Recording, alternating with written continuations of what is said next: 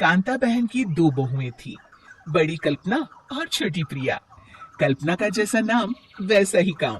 सारा दिन कल्पनाओं में रहती, ना कोई काम करती न कोई धाम। अरे कल्पना बहू, जरा अच्छी सी चटनी पीस दे, आज कुछ मजेदार खाने का मन है।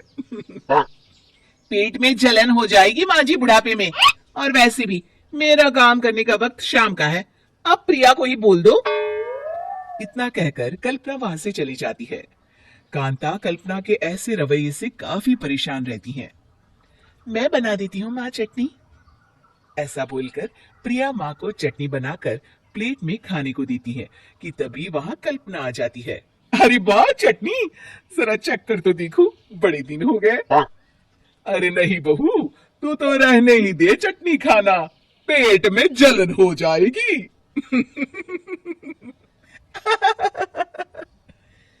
इतना कहकर कांता और प्रिया दोनों हंसने लगते हैं।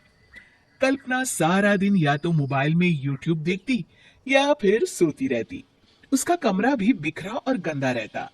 एक दिन कल्पना का पति अशोक उससे कहता है, अरे कल्पना, जानवर भी उस जगह को साफ कर लेता है जहां वो बैठता है, तुम तो इंसान हो, कैसे इतने गंदे कमरे में रह लेती हो? देखो सारा सामान यहाँ वहां बिखरा पड़ा है। ज्यादा अपनी माँ का बोल ना बोलो। हाँ, कमरा तुम्हारा भी तो है, गंदा लग रहा है तो साफ कर लो।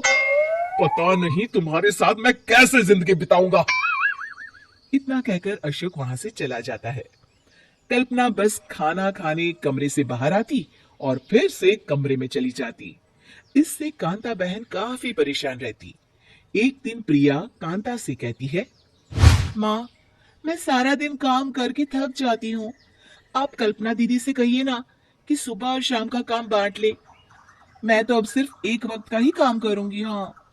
अरे तो वो भी ना करना, एक बहू तो कामचोर थी ही, दूसरी भी आ गई काम ना करने के बहाने लेकर। तभी वहां प्रिया का पति रमेश आ जाता है।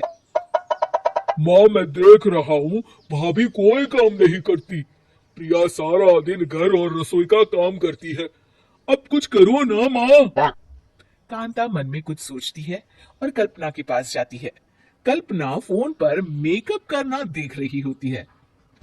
कल्पना, तुम सारा दिन बस मोबाइल देखती हो, घर का कोई काम भी कर लिया करो। प्रिया सारा दिन काम करके थक जाती है, आज से मैंने फैसला किया है, एक वक्त का काम तुम करोगी, सुबह का खाना तुम बनाओगी और रात का प्रिया।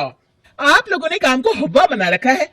अरे पता नहीं थोड़ा सा ज्यादा काम करने में आप लोग घबरा क्यों जाती हैं? और हाँ, बहुत ज्यादा प्रिया की तारीफ मत करिए मेरे सामने, बड़ी बहू तो मैं ही रहूंगी। मैं कुछ नहीं जानती, कल सुबह मुझे वक्त से खाना चाहिए, रसोई में आ जाना, वरना कल से तुझे खाना नहीं मिलेगा। अगली सुबह कल्पना रसोई में नहीं आती है। वो देर से सोकर उठती है और बाहर आकर कहती है, अरे भूख लगी है, आज खाने में क्या है? इतनी देर हो गई, आज किसी ने मुझे उठाया भी नहीं, पता नहीं कहाँ है सब। कल्पना को घर में कोई नहीं दिखता। वो रसोई की तरफ जाती है जहां बड़ा सा ताला लगा होता है। अरे रसोई में ताला! ओ, मैं तो भूल ही गई थी, माँ ने आज से सुबह का खाना मुझे बनाने को कहा था। हे भगवान, इतने लोगों का खाना बनाना क्या आसान है? तभी घर के सारे सदस्य बाहर से वापस आते हैं। वाह माँ जी, मजा आ गया छोले भटूरे खाकर। मेरे मुंह में तो अभी भी स्वाद आ रहा है। अरे कल्पना, तेरे भरोसे रहते तो हम तो भूखे ही रह जाते। कल्पना को बहुत गुस्सा आ जाता है। अब बहुत हो गया, आज से मैं अपनी रसोई अलग कर रही हूँ, मैं अपना खाना खुद बना लिया करूंगी। कल्पना अपनी रसोई अलग कर लेती है, पर आए दिन उसका देर से उठना और काम न करने की आदत से वो भूखी ही रह जाती थी। उसी के सामने घर के लोग अच्छे अच्छे पकवान खाते और कामचोर कल्पना को जैसे तैसे ही खाना बनाकर खाना पड़ता। पर एक दिन तो हद ही हो गई। माँ, दीदी आज सुबह से कमरे से बाहर नहीं निकली, हमें जाकर देखना चाहिए। सो रही होगी कामचोर कहीं की, पर तुम कहती हो तो चलो देख लेते हैं उसे। कल्पना कमरे में पेट पकड़कर बैठी होती है।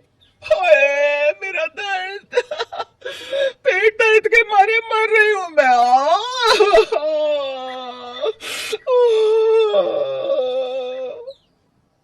अरे दीदी क्या हुआ? पेट में दर्द क्यों हो रहा है? डॉक्टर को दिखाया आपने? माँ। कल्पना खड़ी होती है और माँ जी के पास आती है।